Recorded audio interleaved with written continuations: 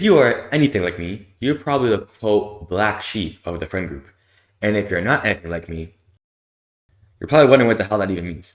You see, every person has an archetype. The jocks, the popular girls, the nerds, the goths, you get the idea. Everybody in those specific groups fit the archetype. If you couldn't already tell, my group is the nerds. So that means we quote unquote like nerdy stuff. You know, anime, manga, superheroes, comics. All kind of cool, right?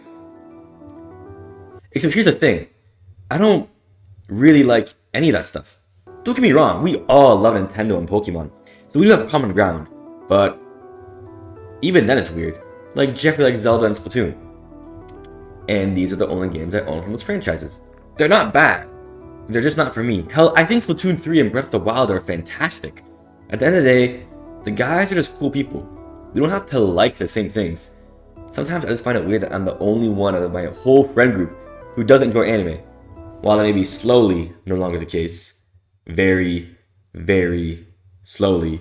Some of the girls I hang around with were genuinely frying me after they saw me with a Chainsaw Man keychain. So yeah, the stigma is pretty bad, and that's okay. Because at the end of the day, I love my friends.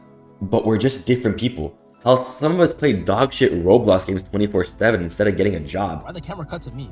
And I'm still a good friend. Like, I went to the Chainsaw movie, and I had a good time.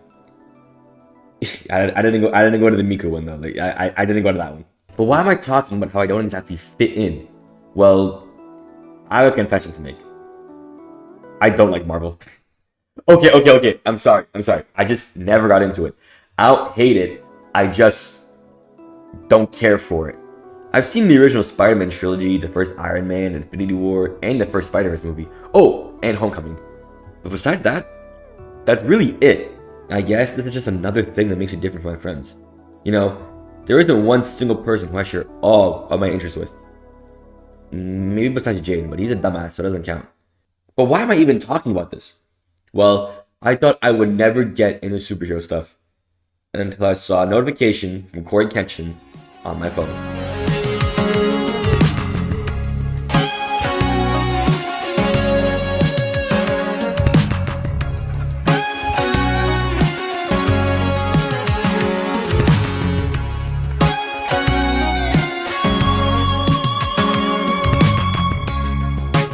My name is Fusion, and Dispatch is what superhero stories should be.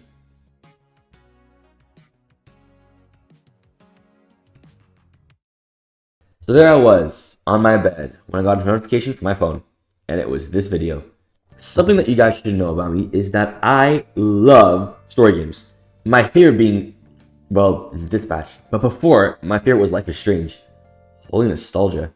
Anyway, the first scene immediately hooked me into the game, not even knowing any of these characters' names, motive, or anything.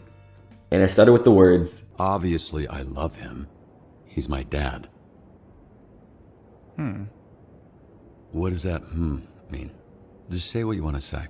It's just, when you add obviously, it feels a little less obvious. So, I'll ask again. How do you really feel about your father? It's as if maybe it's a little more complicated than you feel comfortable admitting, which is completely understandable. Look, he's gone. That's a bit of an understatement. How so? Well, he's more than gone, because he's fucking dead. That's the most gone you can be. Just so sensitive. Listen, if I didn't love him, we wouldn't be here, right? We don't have to get into it. Nope, we're in it now. Why would I be trying to find the man who killed him if I didn't love him? Why would I be doing any of this? Shit. My nose is bleeding. Thought I was getting emotionally snotty. No, it's probably from when I kicked you in the face. Yeah, thanks for reminding me. So, here's what's gonna happen. I'm gonna hang you off the side of this building, and you're gonna tell me where Shroud is, or I'm going to drop you to your death. Come on, I thought we were having a breakthrough. Hey, we did. You know, for being a real piece of shit, you're pretty easy to talk to, but the only breakthrough I need right now is the location of Shroud. I'm not telling you shit, you fucking loser! See, this is more like how I thought this would be. I hope Shroud... this is more than a superhero story. It's the revenge story. Robert Robertson III, played by Aaron Paul of all people, was once a superhero known as Mecha Man, trying to track down his father's killer, Shroud, who who was actually a hero turned villain. Instead, he learned to a trap, barely survives, and a bomb is placed on his mech suit, forcing him into retirement. After the suit is destroyed, he goes on a press tour answering questions about his retirement. This game is all about decisions, but what happens in the first half of episode 1 is really linear. After we meet Blonde Blazer, she actually tells us about a job offering. You see, our old pal... okay, I'm sorry. You don't know why that's funny yet. It'll be funny in a few minutes. Anyway, our old pal Chase, aka the superhero known as Trackstar, referred us to something known as SDN, also known as the Superhero Dispatch Network. And here, for me personally, is where the game gets mediocre. When this game was dropping on the Switch, I could not wait to play it and make my own decisions. However, this game is fantastic, but the gameplay is kind of the worst part. Granted, it's not bad or anything, you just dispatch heroes to where they're supposed to be. Kind of like 911 comms. For example, there's a fire down on, let's say Shelby Street, then you'll send a water boy to help and dispatch the scene. Wait, dispatch. Oh! Anyway, after a possible awkward moment depending on how you played the game, the once loser and rejected Mecha Man is now working at a superhero dispatch network. And that's the end of episode 1. Let me tell you how Robert is such a genius hero. Because he's a fat chud loser. Nobody likes this guy. How people were making fun of him at the superhero bar. But at the end of the day, I don't want a superhero like Spider-Man or Superman or even Batman who just have it all. I want someone like Robert. Robert inherited the Mecha Man suit after his father's death and continued doing superhero work even though he had no superhuman abilities. Like the rest of the guys we'll get to soon meet. He spent millions of his own money maintaining the suit just to keep protecting people. Remember this line. He isn't a hero because he was born special or got bit by a radioactive spider or some BS like that. He decided to be one. Instead of seeing the former villains of the team as a burden, he's mentoring them into better heroes. But I'm getting ahead of myself. Before we get into episode 2, let's talk about the villains, or should I say heroes of the D team. Punch Up, played by Mr. Happy Wheels himself, used to be a carnival strongman who made a deal with the sorceress. The bargain gave him strength of 10 men, but also strengthened his body to about half the normal height. Punch Up is described as hardy, charming, and tough, enjoying fights, even when he might lose. And that doesn't let him break his spirit. Thank you, Dispatch Wiki. Sonar, played by Mr. White Person himself, is a human bat hybrid who can transform into a giant bat with the power of flight and super strength. Before joining the Phoenix program, he committed crimes like fraud, extortion, and money laundering. He also went to Harvard, and as Chase mentions, like most Harvard graduates, he won't shut the fuck up about it. Coop is a former assassin. Yes, I know it's pronounced Coupe. Shut up. With a nearly flawless record, having killed over 68 targets without a single failure. Flambe is designed to manage smoke, heat, and unstable environments with a steady control, making him a reliable pick when missions get chaotic. Golem is a sentient construct made of dirt and clay and mud, brought to life through magic. Wait, what do you mean this guy's played by Young Gravy? Excuse me? Malevola is described as a demon who can open portals to the underworld, giving you access to dark dimensions and supernatural forces that most heroes can't even comprehend. And lastly, we have Invisigal, the most important one. Her invisibility gives her a strong tactical advantage, making her effective in both defensive and offensive situations, because she can evade threats, gather intelligence, and strike without warning. And believe me when I tell you, she is going to be very, very important later. Episode 2 is your first day on the job, and we get the vibe that Robert isn't exactly, what's the word I'm looking for? Yeah, these guys hate his guts. Also, none of them know who's Mecha Man due to him being highly controversial. The only people who know is Invisigal because she's a snooper. Also, Blazer and Chase. Wait, who's this old guy? Yep, this is Chase, known as Trackstar, and his powers let him move at super speed. But using them caused his accelerating aging, leaving him with the body of an elderly man, even though he's not even 40 yet. If he keeps using his powers, he will die. So he works as a dispatcher. You're probably wondering why he's called Robert to do all this dispatching stuff. Well, SDN is going to help fix his Mecha Man suit in exchange for him working there. Who's going to fix it? Well, this guy, of course, my favorite character in the whole game, aka... Bruh, I almost went in my pants. Hey, you this Robert people talking about? What's up, brother? My auntie named me Roy, but people call me Royd. And after a quick gameplay section, that's the end of episode 2. Also, this patch doesn't really have any standout non-copyright songs I can play, but maybe besides these two.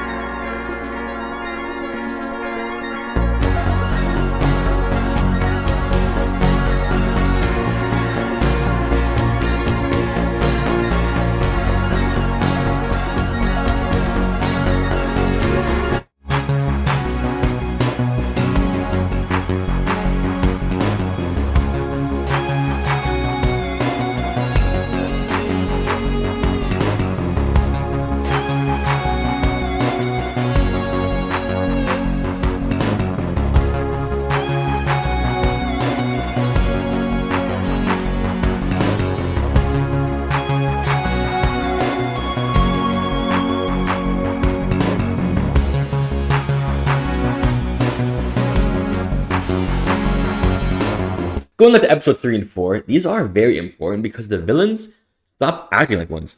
They start to act like they're part of a team, and it all starts with this. Are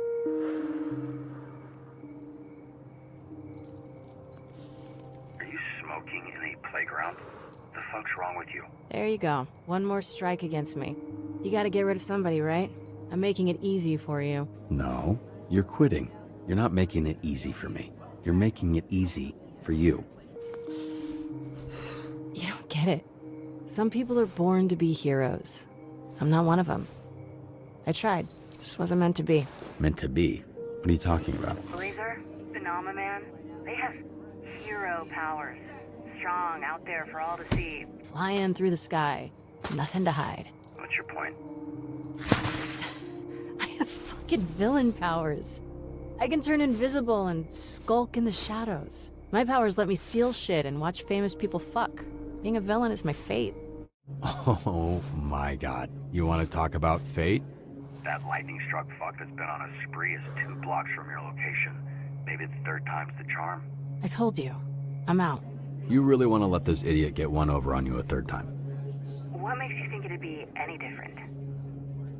Visigal, just get one for the road. You're still on the clock. Fuck this guy up. Walk out with your head held high. Finish in style. Finished by getting zapped so hard I pissed my pants? That style? I promise I won't tell anyone if you pissed your pants, no matter the reason. Or are you just gonna sit there and subject kids to secondhand smoke?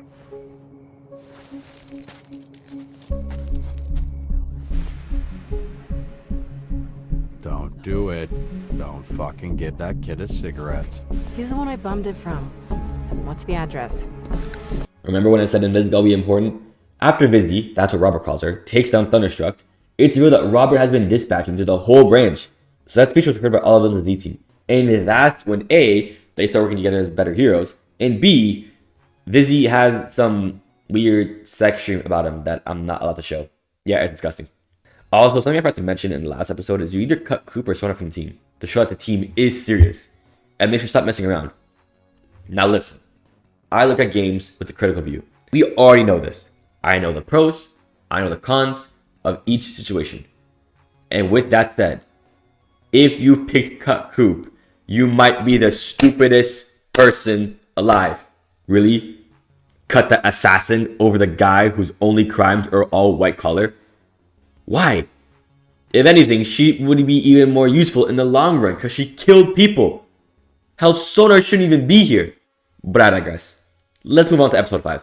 I want to settle this debate really quick. Blonde Blazer or Invisigal? Now, as I just said, I always look at games with the critical view. Bias does not exist when it comes to me. However, they are both pros and both have cons, and I can say there's really no wrong answer. However, I'm picking Invisigal. I know sometimes she acts like a 6-year-old that constantly harasses Robert, like who has a weird section with someone when you just met, right? But at the end of the day, she's hurt. She's very, very hurt, and Robert can fix her. And plus, if you're comparing her to Blonde Blazer, she's cooler in every way possible. And it's funnier too. I see why people would pick Blonde Blazer though. Sure, she's using you as a rebound after she just broke up with her man, but she's more mature, while just being slightly less cool. What? What is it? You thought I was gonna talk about their looks? Man, get this gooner out of here. It's a damn video game. Speaking of more choices, later on, you have to decide if you want to recruit Phenomenon onto the team or Waterboy. It's the same situation as Cooper Sonar, but I don't know how you don't go Waterboy here. Blonde Blazer and Phenomenon used to date, and while he used to be pretty strong and stuff, like a hero like Omni-Man, before they broke up, though I thought it was going to be a twist villain, he's now just kind of a loser. Having him on the team definitely boosts his confidence a lot. But Waterboy, he used to be me. Back in the early days of high school, I was too shy and awkward until I joined theater department, and that made me into the person I am today. Waterboy is just a janitor at SDN, and his powers are just flambés but with water. Again, this show is written so well that these are both 10 out of 10 picks. However, I gotta go with Waterboy. I assume if you pick Phenomenon, Robert has the same talk with him and tells him about like, oh, it's not you, it's her. Kinda awkward if you go with the Blonde Blazer route then, huh? I know I dogged on the gameplay section earlier, and while it is still mind-numbing and repetitive, there is some depth. You're not just watching heroes act, you're choosing who to send in dangerous situations. Every hero has unique abilities, which is obvious, but they also have strengths and weaknesses and personality traits. and dynamics with other heroes. For example, Invisible has an ability that when she's sent alone, she gets the job done faster and quicker. Heroes can also level up and gain new abilities to make jobs easier. Sending the quote-unquote wrong hero into a situation not only makes you fail the job, but it can create tension between the heroes and change the public's perception of you for the worse. Always remember, characters remember how you treat them. These gameplay sections lead into scenes, but speaking of scenes, how about we talk about my favorite one in the show? Favorite one in the game. You're right. It's a front. This guy, Robert, is a mask. He's not real. He's the guy who sits behind his desk, biding his time, dreaming of the day he gets back in the fight.